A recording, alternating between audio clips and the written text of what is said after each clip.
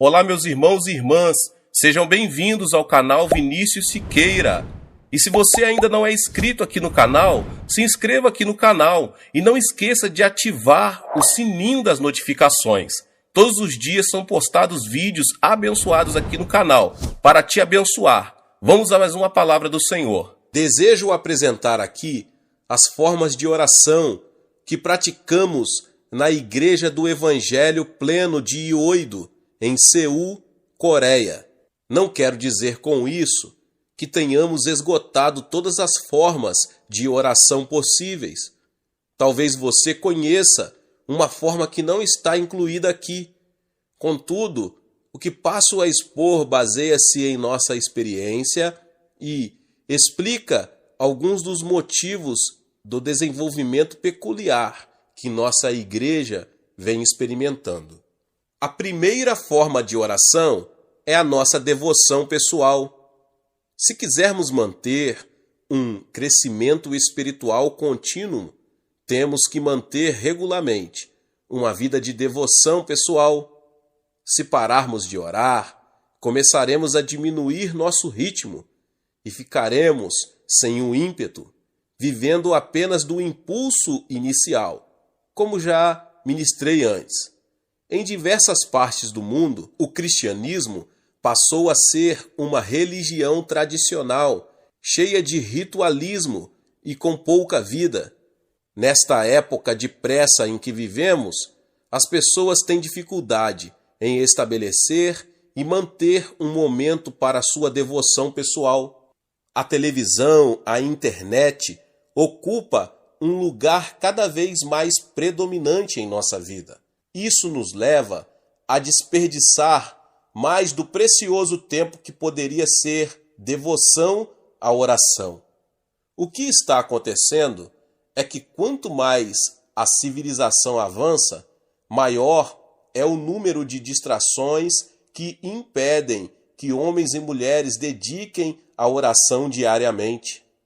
A única maneira de escaparmos dessa armadilha é conscientizar-nos da extrema importância de observarmos nosso momento devocional todos os dias. Existem muitas razões para orarmos diariamente. Damos a seguir apenas duas delas. A primeira, temos que começar o dia com oração, pois Deus gosta de agir em nosso coração bem cedo. Há um rio cujas correntes alegram a cidade de Deus, o santuário das moradas do Altíssimo. Deus está no meio dela, jamais será abalada. Deus a ajudará desde antemanhã, no hebraico durante a madrugada, Salmo 46, 4 e 5. Desperta, ó minha alma, despertai lira e harpa, quero acordar a alva, Salmo 57, 8. Essa mesma afirmação é repetida por Davi no Salmo 108, 2. Esses dois textos revelam o hábito que o rei Davi tinha de levantar-se bem cedo, todos os dias, para louvar e engrandecer a Deus. É por isso que Deus testifica que Davi era um homem segundo o coração dele, mas ele não se limitava apenas a louvar e adorar a Deus cedo de manhã. Ele buscava o Senhor também durante esse precioso momento matinal. Ó Deus, Tu és o meu Deus forte, eu te busco ansiosamente, a minha alma tem sede de Ti, meu corpo te almeja como terra árida, exausta sem água. Assim eu te contemplo no santuário, para ver a Tua força e a Tua glória, porque a Tua graça é melhor do que a vida, os meus lábios te louvam. Assim cumpre-me bendizer-te enquanto eu viver. Em Teu nome levanto as mãos, Salmo 63, 1 ao 4. Deus prometeu que aqueles que se levantarem cedo para buscá-lo o encontrarão. Segundo diz uma versão de Provérbios 8:17, eu amo os que me amam, e os que de madrugada me buscam acharão. Em segundo lugar, Quando começamos o dia em oração, obtemos as forças espirituais e físicas de que precisamos para nos desincumbir de nossas responsabilidades. Com minha alma, suspiro de noite por ti, e com o meu espírito dentro de mim, eu te procuro diligentemente, porque quando os teus juízos reinam na terra, os moradores do mundo aprendem justiça. Isaías 26:9. Ao buscar ao Senhor pela manhã, Isaías aprendeu os juízos de Deus em seu espírito. Já percebi que a sabedoria de Deus que me sobrevém no momento devocional pela manhã me torna mais eficiente. Em questão de minutos, sei o que Deus quer que eu faça em cada situação. E como tenho a mente de Cristo, não preciso passar muitos dias julgando uma questão. Mas nosso momento devocional não é feito apenas de oração, deve incluir também a leitura da Bíblia. Muitas vezes, nós que estamos no ministério pastoral, só estudamos as Escrituras, buscando mensagens para pregar. Mas o fato é que precisamos ler a Bíblia com o objetivo também de buscar alimento para o nosso coração. Guardo no coração as tuas palavras, para não pecar contra ti. Salmo 119:11. A revelação das tuas palavras esclarece e dá entendimento aos simples. Salmos 119:130. Deus pode falar-nos através das Escrituras, se permitirmos que Ele o faça. Nas horas da manhã, estamos com a mente ainda desanuviada dos conflitos que ocorrerão durante o dia. Assim sendo, estamos mais predispostos para receber sua orientação e a instrução que vem de sua palavra. Como ministro do Evangelho, devo ter sempre em mente que minha pregação e meu ensino devem sempre brotar de estudo pessoal. O povo de Deus que me ouve receberá bênçãos na medida em que eu também receber as bênçãos da palavra de Deus. Se eu estiver motivado, poderei motivar a outros. Só poderei inspirar a outros na medida em que eu mesmo estiver inspirado pelo Espírito Santo. Portanto, preciso ler a Bíblia diariamente na hora devocional. A segunda forma de oração é o culto da família. Embora esta frase seja muito repetida e por demais conhecida, ainda é verdade. A família que ora unida permanece unida. A televisão, a internet está se tornando mais e mais o centro da atividade da maioria das famílias, não só nos Estados Unidos, mas em muitas partes do mundo, com os telejogos, noticiário e outros programas e show das redes de televisão. As famílias estão tendo cada vez mais dificuldade de jantar juntas, quanto mais orar. Pesquisas têm revelado que a média das crianças americanas passa cerca de 40 horas por semana assistindo à televisão, e esse tempo está aumentando a cada ano. Os índices de divórcios são altíssimos. Em alguns lugares, há mais pessoas se divorciando do que se casando. Parece que o grande vitorioso na batalha que se trava nos lares é Satanás.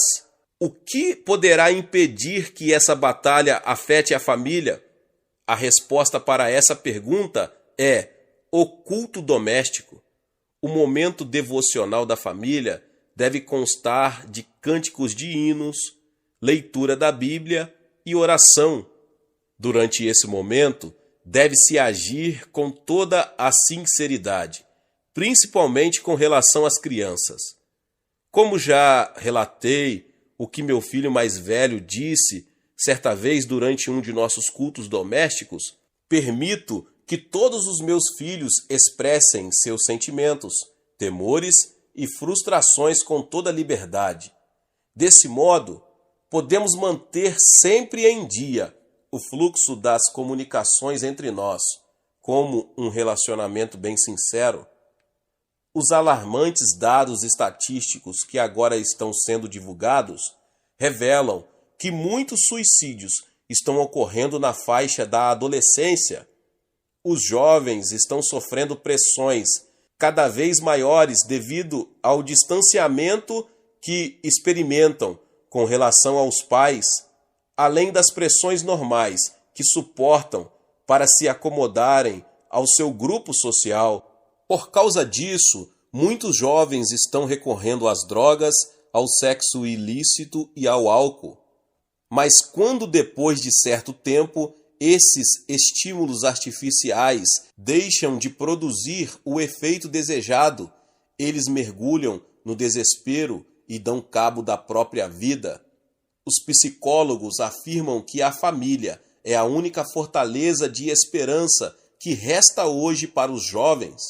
Nossos filhos só terão forças para resistir aos ataques do diabo se mantivermos com eles uma comunicação sincera e franca. Satanás ataca os jovens também por meio de falsas religiões. Todos estamos familiarizados com as seitas que oferecem aos jovens uma falsa atmosfera de lar e família.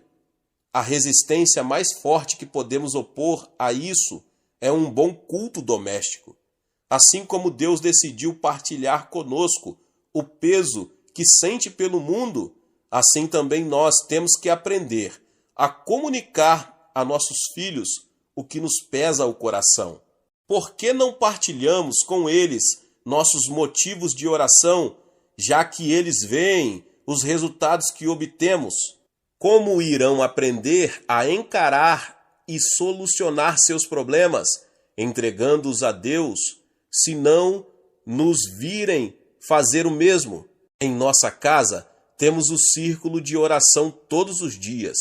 Damos-nos as mãos e começamos a orar. Um de meus filhos talvez esteja tendo dificuldade com uma de suas matérias da escola. Imediatamente, isso se torna um problema de toda a família, que deve ser apresentado ao trono da graça. Eu, por exemplo, oraria da seguinte maneira: Senhor, ajuda meu filho nesta prova que ele irá fazer, que ele possa aprender a matéria tão bem que consiga uma nota bem alta para a tua glória. Amém. Minha esposa Grace também tem suas preocupações. Ela é uma pessoa muito importante em meu ministério.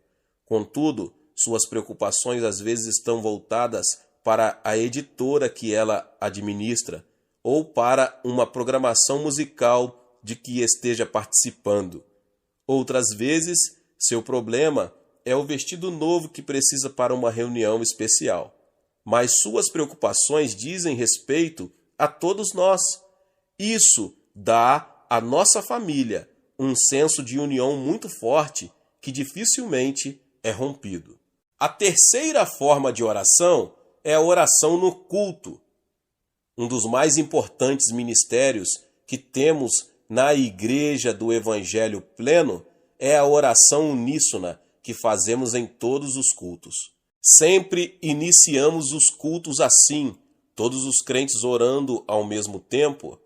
Às vezes oramos pela nossa pátria, para que seja salva e esteja sempre protegida. Depois de sofrermos durante muitos anos sob a opressão japonesa e a invasão da Coreia do Norte, que é comunista, e sabendo que a liberdade, e principalmente a liberdade de religião, é tão preciosa, oramos fervorosamente a Deus para que ela seja mantida. Oramos também pelas autoridades do país.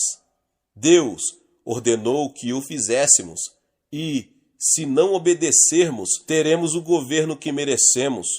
Por isso, oramos pelo presidente e também pelas demais autoridades. Essa é a razão porque tenho toda a liberdade de pregar o Evangelho em minha igreja, na televisão e no rádio. Há muitas pessoas, principalmente na Europa, que não gozam dessa liberdade de pregar a palavra de Deus por ondas aéreas. Nós somos muitos gratos por essa liberdade que temos na Coreia e a protegemos através da oração. Além disso, oramos em uníssono, também pelos milhares de pedidos que nos chegam dos Estados Unidos, Japão e de outras partes do mundo. No início de todos os cultos, eu me prostro junto ao púlpito dos pedidos de oração e coloco as mãos sobre os pedidos e todos oramos conjuntamente. Depois, esses pedidos são remetidos para o monte da oração. Mas antes disso, milhares de pessoas oram fervorosamente por eles em todos os 7 cultos que realizamos. Mas, sobretudo, oramos por um avivamento de âmbito mundial, pelo qual todas as nações da terra possam ouvir a pregação do Evangelho para cumprimento de nossa missão, até que Cristo volte. Sendo a maior igreja do mundo, reconhecemos que temos responsabilidade de orar pela Igreja de Jesus Cristo e por todas as nações. Após a pregação, oramos novamente. Dessa vez, oramos ao Espírito Santo, pedindo-lhe que aplique ao nosso coração a palavra que foi anunciada, para que sejamos praticantes dela e não apenas ouvintes. Sempre que oramos em conjunto, oramos com determinação e firmeza. Quando ouço meu povo orando, parece-me ouvir o forte rumor de uma imensa catarata. Sabemos que Deus deve sentir a sinceridade de nossa oração, pois oramos em uníssono e em união. E quando oramos todos juntos, o poder de Deus se manifesta em nosso meio. Nesses momentos em que nos unimos em oração, muitas pessoas são curadas, libertas e cheias do Espírito Santo. Se uma pessoa pode pôr em fuga 1000 e se 2 pode enfrentar 10.000, imagine o que não poderão fazer centenas de milhares de crentes unidos em oração. O poder aí exercitado ultrapassa nossa compreensão. Engrandecei o Senhor comigo, e todos a uma lhe exaltemos o nome. Salmo 34, 3. A quarta forma de oração é a oração nas reuniões dos grupos. Nosso sistema de grupos, as células, é a própria base de nossa igreja. Descobri este conceito na ocasião em que vivia as horas mais difíceis de meu ministério. Quando minha igreja tinha 3.000 membros, achava que podia cuidar de tudo e tentava fazer tudo. Eu pregava, visitava e orava pelos enfermos. Mas à medida que a igreja ia crescendo, eu ia enfraquecendo.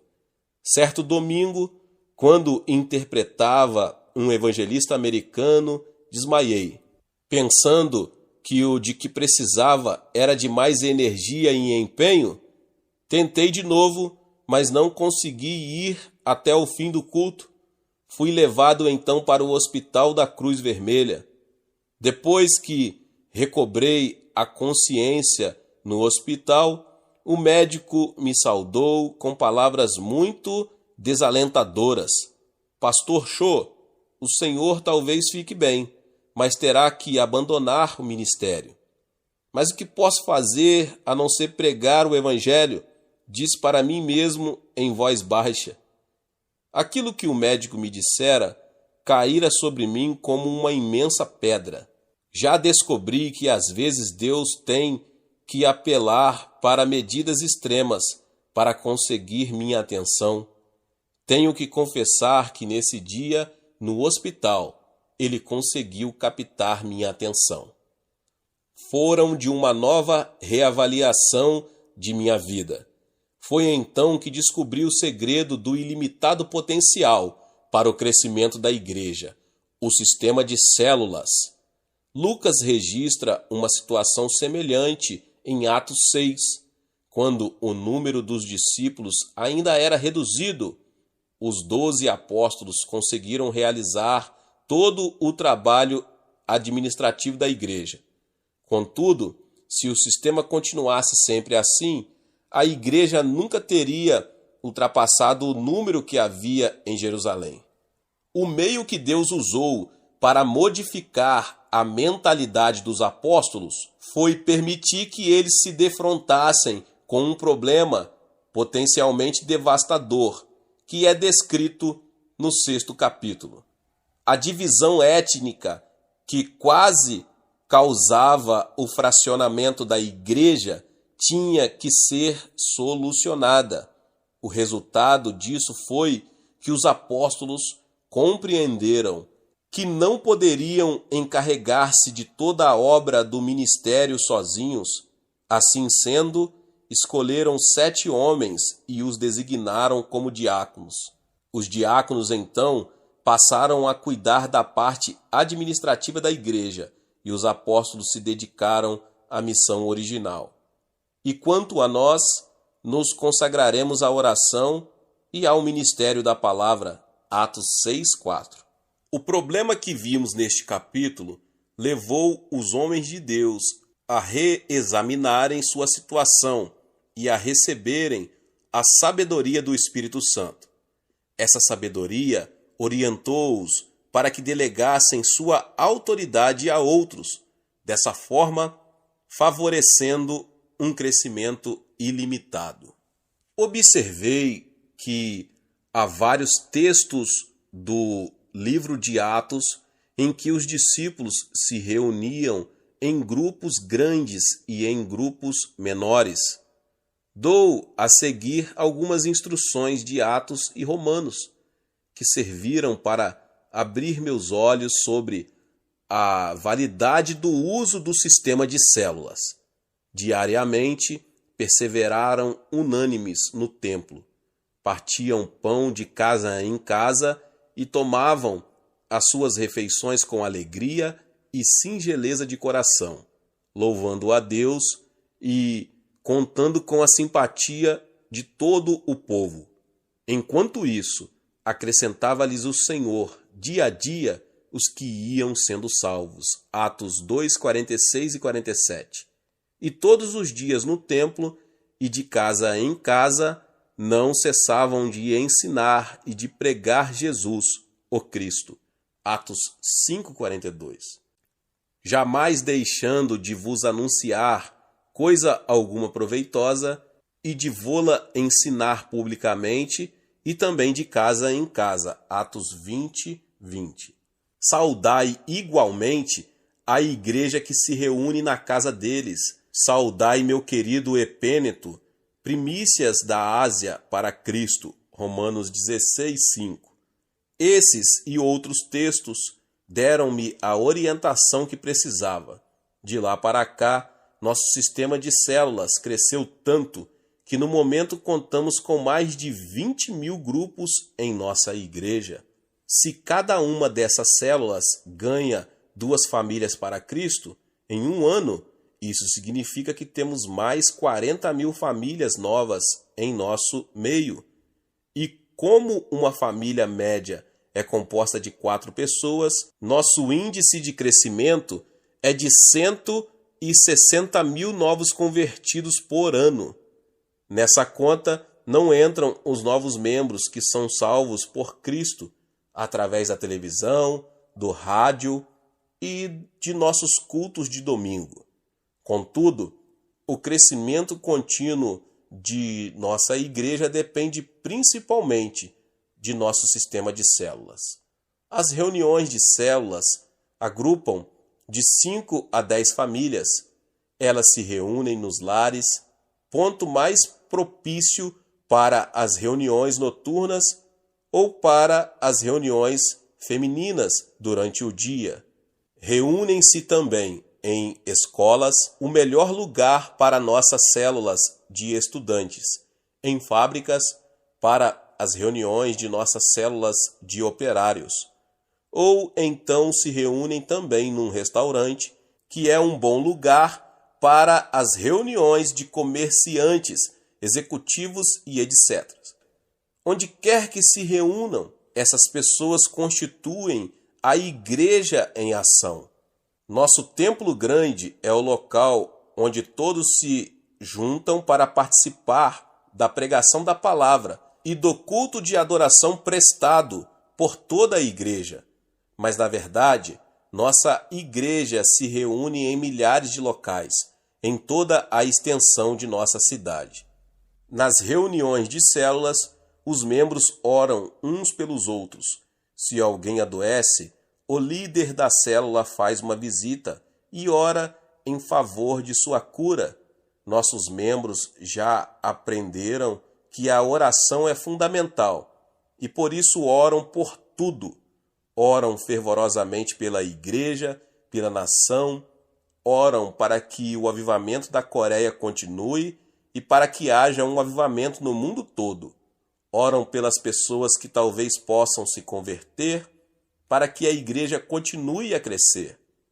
Nos encontros de dirigentes de células, sempre enfatizo que cada grupo deve ter objetivos definidos em suas orações. Por isso, quando os grupos oram em fé, traçam um quadro bem claro de seu propósito na oração. E como é mais fácil ganhar para Cristo as pessoas que conhecemos, os membros das células pregam para seus vizinhos, amigos e parentes. Assim que Deus abre a porta para que uma dessas pessoas se converta, o membro que com ela se relaciona fala disto para o restante do grupo e todos se põem a orar pelo outro incessantemente, até que se renda a Cristo. Já aprendemos que nesta terra estamos em guerra contra Satanás. Nossos opositores são os demônios e seus espíritos demoníacos. O campo de batalha é o coração das pessoas. Nosso alvo é que todos possam conhecer a graça salvadora de nosso Senhor e Salvador Jesus Cristo. Assim traçamos os planos cuidadosamente. Temos uma estratégia, um plano e o executamos como um exército bem treinado. Todavia, o mais importante de tudo é que envolvemos nossos planos com oração para que Deus possa insuflar seu fôlego de vida em nossos projetos e assim eles deem fruto. Não possuo nenhuma fórmula secreta para explicar o fabuloso crescimento que nossa igreja experimenta. A única coisa que fiz foi levar muito sério a palavra de Deus. Não tenho a menor dúvida de que tudo que está acontecendo aqui na Coreia pode acontecer também em qualquer parte do mundo. O segredo, meus irmãos e irmãs, é a oração. A quinta forma de oração é a oração no monte. O local que denominamos Monte da Oração não é apenas uma área de retiro dedicada para a oração. É mais que isso. Originalmente, o terreno foi adquirido para ser o cemitério da igreja. Como a Coreia sempre foi um país tradicionalmente budista, era muito importante que possuíssemos um cemitério próprio. Em 1973, quando nosso templo atual estava sendo construído, houve uma desvalorização do dólar.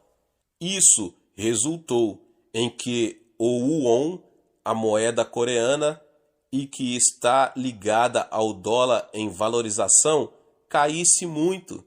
Então o país entrou em profunda recessão econômica. Em seguida, veio a crise do petróleo, piorando a situação de nossa frágil economia, que não era nada boa. Muitas pessoas perderam o emprego e as rendas caíram muito. Na época, havíamos assinado contratos com uma construtora e passando por uma elevação sem precedente nos nossos custos da construção. Comecei a temer a possibilidade de um colapso financeiro e me afligi bastantemente. Assumi uma atitude derrotista e, às vezes, ia sentar-me no prédio inacabado e ficava ali, desejando que os caibros caíssem em minha cabeça. Nessa crucial fase de meu ministério, um grupo de pessoas da igreja resolveu ir para a nossa propriedade e começar a construir um recinto para a oração, principalmente em favor do seu pastor, que estava sofrendo tanto. Embora sentisse que realmente havia necessidade de uma coisa assim em nossa igreja, preocupava-me com as despesas a mais que estavam sendo feitas e as contas empilhadas em minha mesa. Compreendendo que somente uma intervenção sobrenatural de Deus poderia salvar-nos da ruína, passei a ir orar com os outros no Monte da Oração. Certa noite, quando estávamos orando no térreo do nosso templo, ainda inacabado, centenas de pessoas vieram orar comigo. Num dado momento, uma senhora idosa veio caminhando em minha direção. Quando se aproximou do púlpito, notei que seus olhos estavam cheios de lágrimas. Ela se inclinou e disse: Pastor, quero dar esses objetos para que o Senhor os venda e apure um dinheirinho para nosso fundo de construção. Baixei os olhos para as mãos dela e ali estavam uma tigela e um par de palitos de comer arroz. Então respondi: Mas minha irmã, não posso aceitar essas coisas tão essenciais para a senhora. Mas pastor, continuou com lágrimas a escorrer-lhe abundantemente pelo rosto enrugado, sou uma velha e não tenho nada de valor para dar ao meu Senhor. No entanto, Jesus salvou-me pela sua graça. Essas coisas são os únicos objetos que possuo no mundo. Deixe que eu dê isto para Jesus. Posso colocar o arroz num jornal e posso comer com as mãos. Sei que vou morrer muito em breve e não quero ir encontrar-me com Jesus sem ter lhe dado alguma coisa nessa terra. Quando ela acabou de falar, todos os presentes choraram abertamente. A presença do Espírito Santo encheu o lugar e todos nos pusemos a orar no Espírito. No fundo do salão estava um comerciante que se comovera muito e disse: Pastor Cho, quero comprar esta tigela e estes palitos por $1.000. E depois disso, todos começaram a doar seus bens. Eu e minha esposa vendemos nossa casinha e demos o dinheiro para a igreja. E foi esse espírito de contribuição que nos livrou da ruína financeira. Com o passar dos anos, o Monte da Oração se tornou um local para onde concorrem milhares de pessoas diariamente para orar e jejuar e verem suas necessidades supridas. Mais tarde, construímos um salão grande com capacidade para 10.000 pessoas e que hoje já está muito pequeno para o número de pessoas que ali vão. A frequência varia bastante, mas normalmente ali comparecem diariamente cerca de 3.000 pessoas para orar, jejuar, cultuar e adorar nosso santo e precioso Senhor. E nessa atmosfera de intensa oração a Deus, curas e milagres são ocorrências de toda hora. No ano passado, passaram pelo Monte da Oração mais de 300.000 pessoas. Assim, em nosso retiro de oração, constituí a linha de frente de nosso ataque às forças do diabo nesta terra. Não existe nenhum outro lugar na terra em que haja mais pessoas jejuando e orando do que ali. E Deus atende às nossas orações. As bênçãos são por demais numerosas para se contarem. Na parte em que falo sobre jejum e oração, explorei de forma mais detalhada o método que usamos para a prática desse recurso bíblico para a solução de nossos problemas.